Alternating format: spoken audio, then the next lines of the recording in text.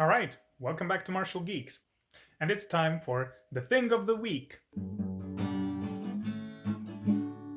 And today's Thing of the Week will be similarities between techniques. And I'll focus on a specific thing. Aikido slash Aikijitsu's Ura Otoshi and the rolling pull throw from Sanda or Shuai Jiao.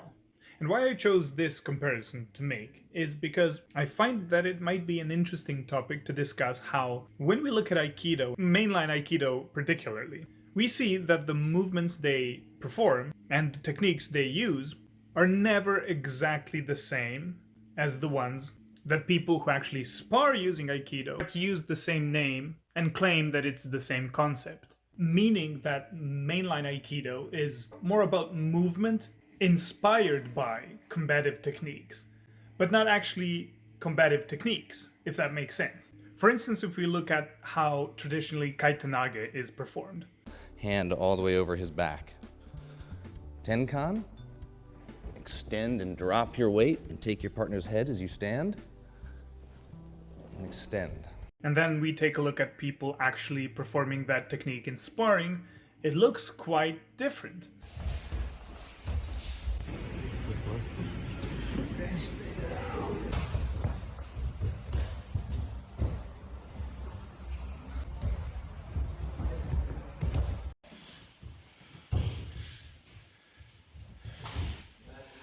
But what makes it a Kaitanage is that you're pushing the head down and the arm up. The concept is there, but the execution is very different because this is just inspired by it, really. If we go about and looking at the entirety of Aikido like that, certain techniques start making a bit more sense. And that's why I chose Ura Otoshi.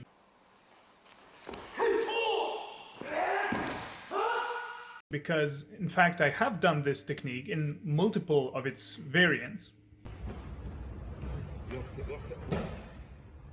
But something very similar to it is quite prominent in Shuai and Sanda.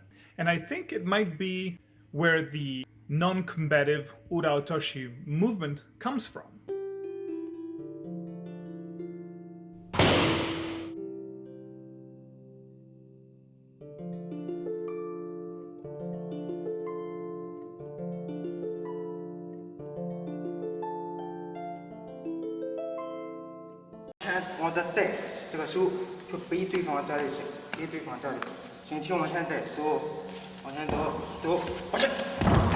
Training their striking, throws, takedowns, clinch, sweep. So yeah, but even regardless if there's no lineage and no connection between these two techniques at all, the point still stands and it's quite interesting to think about. But in reality, if we look at any technique, it has almost endless variations to it. Every time a person moves and you spar, each technique is going to be slightly different. So there's plenty of variations for anything that can be called a singular technique.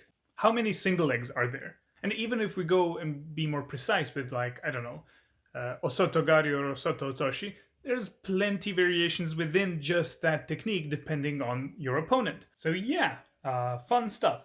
Anyways, let me know what you think. Feel free to discuss, obviously, in the comments. And that's about it for this video.